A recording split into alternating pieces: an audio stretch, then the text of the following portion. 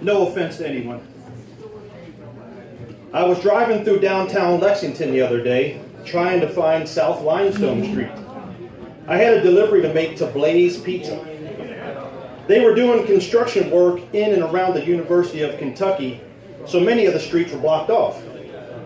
My outdated Garmin GPS unit was more confused than I was. It kept saying, recalculating, turn left, recalculating, turn right. Finally, I said, and I quote, I got something you can recalculate right here, you son of a bitch.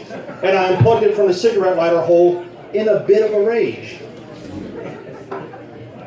I found myself in a parking lot with no way to turn around a 26-foot box truck without wiping out a whole row of cars. With no other choice, I put the gear in reverse and started to back out. The first thing I noticed in the driver's mirror was a brown gremlin. I had immediate brain freeze. One of those where your head is in a 5.0 Charlie horse and you can barely get the truck in park mode. I was shaken and shattered, but I didn't need immediate medical assistance. I was suffering the tortures of the damned, but it passed in a few minutes. When the two sides of my brain reconnected, my mind was already miles away.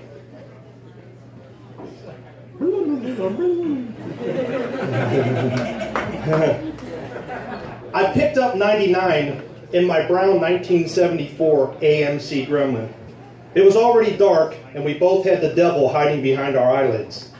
His real name was, and still is, John. He loved the Bruce Springsteen song Johnny 99, so I adopted the moniker for him. When I was in an especially playful mood, I would call him 100 minus 1. It got an uncomfortable chuckle, but I never took the time to explain it to bartenders or the unsuspecting public. 99 shot me that sinister grin of his, and we were off to raise 666 kinds of hell. It was cold that night, possibly colder inside the Gremlin than outside. The passenger side door was held shut by a short bungee cord that hooked into the glove box and back around the door handle, closing it just enough to keep the overhead light off. The heater didn't work, but the cassette player did. You could see your breath inside the car, but luckily you couldn't smell it. On the passenger floorboard was the goop. Now, the goop was a frozen layer on the floor consisting of beer, wine, urine, and other unmentionables only the EPA could identify. I'm glad I was in the driver's seat. The spirit of friendship, music, and beer was enough to keep us warm. We stopped off and got $5 worth of gas and a 6-pack of Schaefer and a 12-pack of Schaefer Light. And we hit the highway. Get this. We were $10 in the hole, and we meant to get our money's worth out of the evening. We had divided and conquered the 6-pack of Schaefer, and were about to abuse the 12-pack of Schaefer Light when 99, with a look of sheer horror, announced that he couldn't find the 12-pack. Now, how the hell does the 12-pack of beer disappear inside a Gremlin? It doesn't, if it never made its way into the interior in the first place. So we pulled over in the rest area at Point Pleasant to solve the mystery. As soon as I opened the door and stood up, I solved the case. The 12-pack had frozen itself to the top of the car. Now, don't get me wrong, I like my beer ice cold, but this was ridiculous.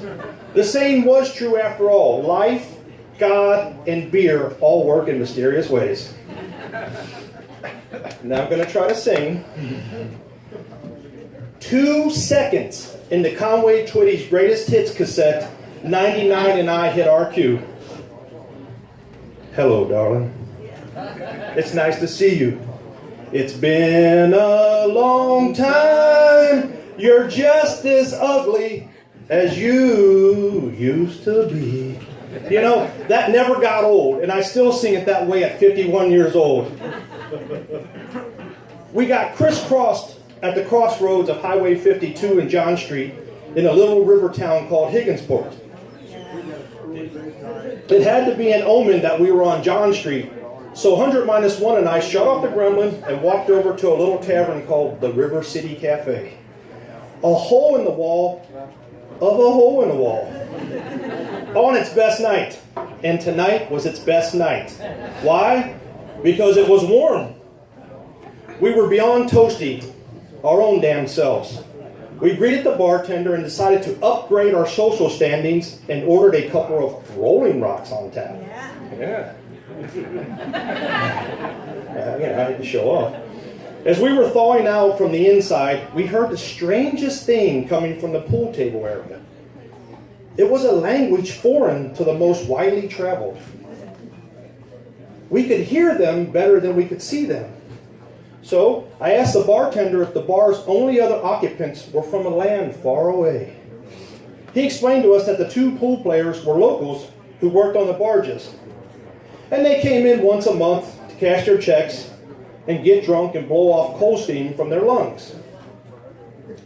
The one with the deep voice was called Jay Bogay. And the one with the funny accent was Built Mill. As it turns out, Built Mill didn't have a funny accent at all. He had a terrible hair lip from birth that he never had surgery on.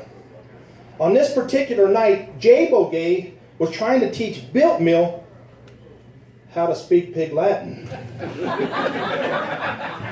Now, I hate to laugh at anyone who has a handicap, but this was an exception to any golden rule.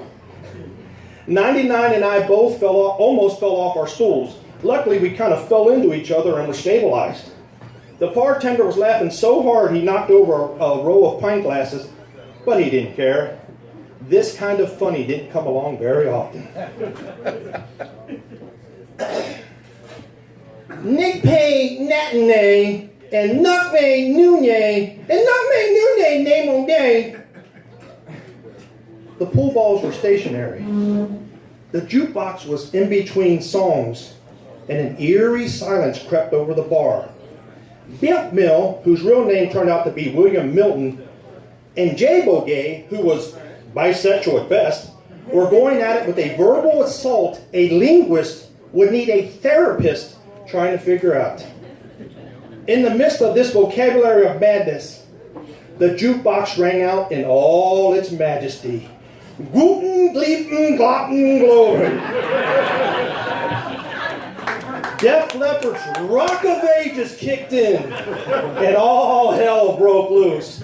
Built Mill and Jay Bogay started dancing around like the old man in the hat from Deliverance when the dueling banjos kicked into full swing. The bartender joined in, and all was right with the world. For a moment in time, when the song was over, the night was over. Built Mill started singing, "Nothing even nothing, nothing, was what we heard. And Jay Bogay kept insisting on Gunter, Gleiban, Globen. Built Mill, who was obviously the drunker of the two, bastardized it into Nunter, Deep, and I try to spell that. This went on for 10 minutes until the beer bottles started flying, and the gibberish was flying, and the cussing was flying. The bartender went running over to break it up. The pool sticks were breaking, and the fists were connecting, and the blood started flowing. The bartender, he had a framed picture disc of the Def Leppard album Pyromania, which was also signed by the band, hanging over the cash register.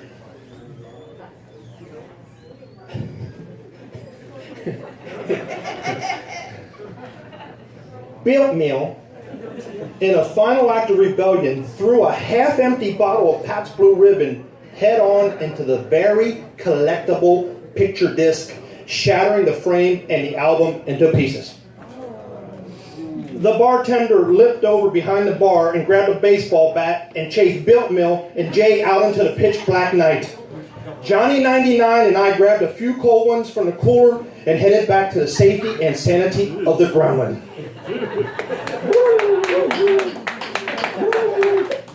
As I backed out of the parking lot and onto the main road, I was drenched in sweat and chilled to the core, but I found my way to Blaze Pizza and happily made my delivery. Johnny 99 still lives amongst us, but the gremlin it's just a memory.